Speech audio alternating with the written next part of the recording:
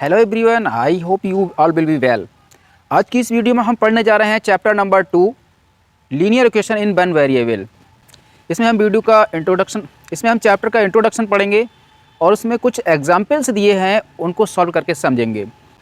जैसा कि चैप्टर का नाम है linear equation in one variable, सबसे पहले हम समझते हैं कि लीनियर इक्वेशन क्या होता है। देखिए, लीनियर इक्वेशन समझने से पहले हमें जान लेना चाहिए जो हमने पिछले क्लासेज में पढ़ा है, अलजेब्रिक एक्सप्रेशंस। जैसे कि कोई है टर्म 5x + 10, ये एक अलजेब्रिक एक्सप्रेशन है। अलजेब्रिक एक्सप्रेशंस होता है combination of variable and constant. Variable और कांस्टेंट का जो कॉम्बिनेशन होता है उसको अलजेब्रिक एक्सप्रेशंस कहा जाता है। इसी से बन जाता है इक्वेशन। जैसे कि हम राइट कर दें 5x + 10 = 20, 5x + 10 = 20। अब ये बन जाता है इक्वेशन। ठीक है, इक्वेशन के लिए बीच में इक्वलिटी का साइन जरूरी है। दो साइड्स होते हैं इसमें, left hand side, right hand side, और दोनों अगर हम वेरिएबल की वैल्यू फाइंड कर लें तो दोनों का जो वैल्यू होती है वो सेम आती है। ओके, अब बात करते हैं, तो ये तो रहा आपका इक्वेशन। अब वो लीनियर इक्वेशन क्या होता है, ये एक तरह का लीनियर इक्वेशन ही है। लीनियर इक्वेशन हम देखते हैं वेरिएबल को, वेरिएबल जो लेटर दिया होता है अलजेब्रिक एक्सप्रेशन में उसको वेरिएबल कहा जाता है।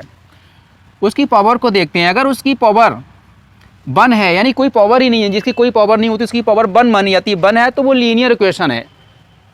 सिंपल सी बात है। अगर हम एक इक्वेशन राइट करें यहाँ पे 2y² + 3 = 1, यहाँ पे जो वेरिएबल है उसकी पावर 2 है, इसलिए ये लीनियर इक्वेशन नहीं होगा। दूसरी खास बात लीनियर इक्वेशन की ये होती है कि अगर हम इस इक्वेशन को ग्राफ बनाएं तो इसका जो लाइन बनेगी बिल्कुल सीधी बनेगी किसको, इसीलिए इसको लीनियर इक्वेशन कहा जाता है। Okay, I hope you have understood this. हाँ, एक बात और इसमें, अब जो है इसमें बोला गया है in one variable, linear equation in one variable. इसमें वेरिएबल 1 होगा। वो कैसे? 2 वेरिएबल की भी होते हैं, जैसे यहाँ पे राइट किया हो 3y + 5x = 7। इसमें एक वेरिएबल ये है, एक वेरिएबल ये है, ये डिफरेंट 2 वेरिएबल हैं, तो ये 2 वेरिएबल का इक्वेशन होगा। ऐसे भी हो सकता है, यानी कि अगर 2 लेटर्स हैं तो वो समझ लीजिए 2 वेरिएबल्स का इक्वेशन है। ओके, तो यहाँ पर सिंपल है बिल्कुल कि जो लीनियर इक्वेशन 1 वेरिएबल होगा और उसमें वेरिएबल 1 ही होगा। वो अलग बात है, 2-3 जगह हो सकता है। 2-3 जगह कैसे हो सकता है, जैसे मान लीजिए यहाँ पे राइट किया हुआ है 5x + 3 = 10 + 2x, दोनों साइड में हो सकता है, या फिर यही इधर भी हो सकता है, ऐसे 5x + 3 - 2x = 10।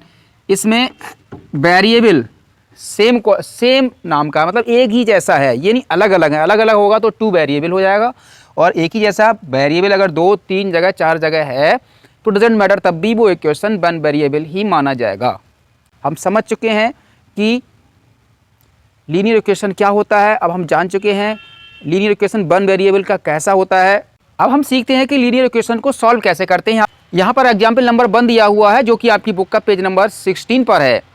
एग्जाम्पल नंबर 2 भी इसी पेज पर है। इनको सॉल्व करने के लिए बोला गया है, इनको हम सॉल्व करते हैं। ठीक है, सॉल्व करना यानी कि जो वेरिएबल दिया हुआ है, जो लेटर दिया हुआ है, उसकी वैल्यू फाइंड करना ही सॉल्व करना कहलाता है। तो इसको सॉल्व करने के लिए हम देखते हैं वेरिएबल और ये देखते हैं कांस्टेंट। कांस्टेंट टर्म को उस साइड में ले जाइए और जो वेरिएबल है उनको एक साइड में कर लीजिए, यानी कि इसको कहते हैं ट्रांसपोज करना, ट्रांसपोजिंग करना। ठीक है, तो हम ये जो वेरिएबल है इसको x को इधर ले आएंगे पकड़ के, और यहाँ पे ऐसा ही राइट कर लेंगे 2x। इसको ट्रांसपोज इधर जब करेंगे तो ये माइनस का हो जाएगा, क्योंकि ये प्लस का है। ध्यान रखें, कोई भी चीज़ ट्रांसपोजिंग की जाती है, इधर से उधर ले जाई जाती है, तो उसके साइन चेंज हो जाते हैं। प्लस का होता है तो माइनस का हो जाता है, माइनस का होता है तो प्लस का हो जाता है, मल्टीप्लाई का होता है तो डिवाइड का पहुँच जाता है, डिवाइड का होता है तो मल्टीप्लाई में पहुँच जाता है। जस्ट अपोजिट हो जाता है साइन। आफ्टर दैट इधर जो है ये तो हम यहाँ ले आए, अब इधर बचा 2। ठीक है, प्लस का 2 है। अब यहाँ पहले राइट किया हुआ तो ये प्लस लगाने की कोई ज़रूरत नहीं है। अब ये जो 3 था इसको हम उधर ले जाएंगे, लेकिन ये पूरा पढ़ेंगे हम -3, ये नेगेटिव है, उधर इसको ले जाएंगे, ये हो जाएगा पॉजिटिव। यहाँ पे हमने राइट कर लिया। 2x में से 1x को सब्ट्रैक्ट कर देंगे, केवल x रह जाएगा। 2 और ये प्लस के हैं दोनों, तो दोनों को ऐड कर लीजिए, 2 और 3 हो जाता है 5। यहाँ x की वैल्यू 5 आ जाती है, आंसर हो जाएगा। बहुत ही इजी तरीका है इनको सॉल्व करने का, ऐसे करके आप सॉल्व कर सकते हैं। इसी तरह से आपको ये सॉल्व करना है, यहाँ वेरिएबल का ये है और इधर का ये है, इसको हम इधर ले आएंगे उसी की तरह ही। सबसे पहले हम राइट कर लेंगे 5x, इसको इधर ले आएंगे, ये प्लस का इधर आके ये माइनस का हो जाएगा 3/2x इज इक्वल टू -14। यहाँ आपके पास है इधर -14, ठीक है। -14 है तो माइनस तो लगाना ही पड़ेगा आपको, क्योंकि ट्रांसपोज नहीं किया आपने, ट्रांसपोजिंग करते इधर लेके आते तो ये साइन चेंज हो जाता। ये +7/2 है, ये उधर ले जाएंगे तो ये माइनस का हो जाएगा, माइनस का 7/2 क्यों हो गया, क्योंकि ये प्लस का है। अब 5x में से 3/2x को सब्ट्रैक्ट कर दीजिए। इसको सब्ट्रैक्ट करने के लिए आपको क्या करना होगा, आप इसका मल्टीप्लाई कीजिए, 2 5 जा 10, 10 में से 3 सब्ट्रैक्ट किया, आपको बचेगा 7, यानी कि 7/2x इज इक्वल टू, इधर आपके दोनों माइनस के हैं तो दोनों को ऐड कर लेंगे। इसको भी ऐसे ही करना है, इसका मल्टीप्लाई कर लीजिए, 14 2 जा 28, 28 और 7 35, माइनस का 35, जब माइनस में ही आएगा भाई, दोनों माइनस के, जब उनको ऐड करेंगे तो माइनस में ही तो आएगा रिजल्ट, अपॉन 2। नीचे का देखिए ये इक्वल हैं, चाहे तो आप यहीं काट सकते हैं, नहीं यहाँ काटो तो आप उधर ट्रांसपोज करके काट देंगे। देखिए यहाँ पे x इज इक्वल टू, इसको ऐसे ही राइट कर लेंगे, -35/2। ये डिवाइड का है, इसको मल्टीप्लाई में पहुँचा देंगे, और ये मल्टीप्लाई का ऊपर है, इसको नीचे पहुँचा देंगे, ठीक है। अब ये काट सकते हैं हम आराम से, 7 से 7 कट गया, 7 बन जा 7, 7 5 जा 35, आपके पास बचा -5, यानी कि जो x की वैल्यू आई है x इज इक्वल टू -5, ये आपका फाइनली आंसर हो गया। इस तरह से आसानी से हम सॉल्व कर सकते हैं।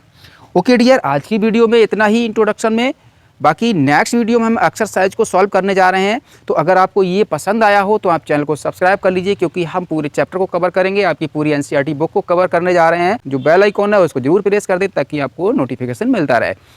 Thank you dear, bye bye.